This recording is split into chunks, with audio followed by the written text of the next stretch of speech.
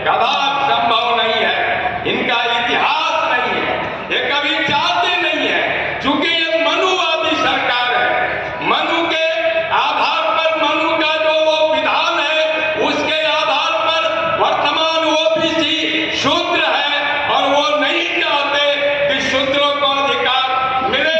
चूंकि मनुस्मृति में साफ है, स्त्री शूद्रो न धीयता।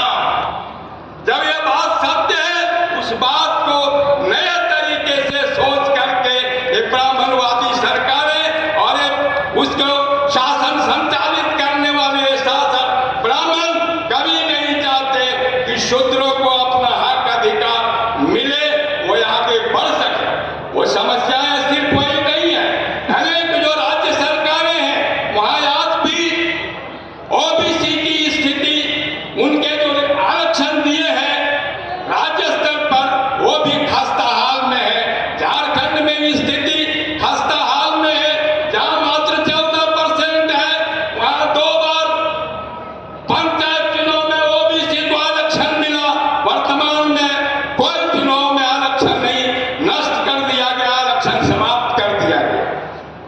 वो महाराष्ट्र की हालत वही है, राजस्थान की हालत वही है, मध्य प्रदेश की हालत देख लिए। ओबीसी की सरकार थी मामाजात की, वहां की स्थिति क्या रही है? ये इस प्रकार की स्थितियां नहीं है।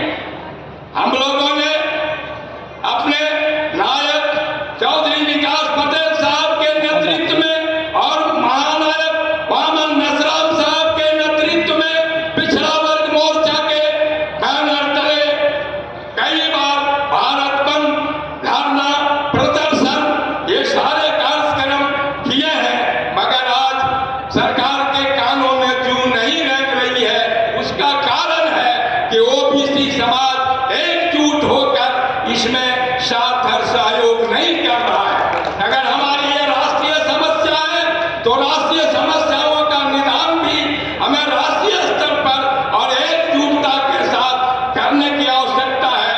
और जब तक भारत का ओबीसी समाज इस राष्ट्रीय पिछड़ा वर्ग मोर्चा के नेतृत्व में आकर एक साथ खड़ा नहीं होगा, कदापि संभव नहीं है कि हमारी ओबीसी की गिनती हो सके।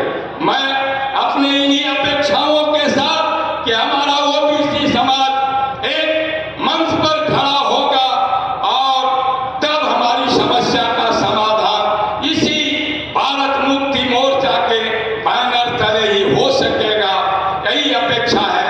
और आज अपने इस राष्ट्रीय कार्यक्रम में मुझे भी संगठन के लोगों ने इस मंच साझा करने का मौका दिया और आप सबों ने मेरी बात को बड़े मनोयोग से सुना, इसलिए आप सबों का बहुत बहुत आभार, बहुत बहुत आभार, धन्यवाद।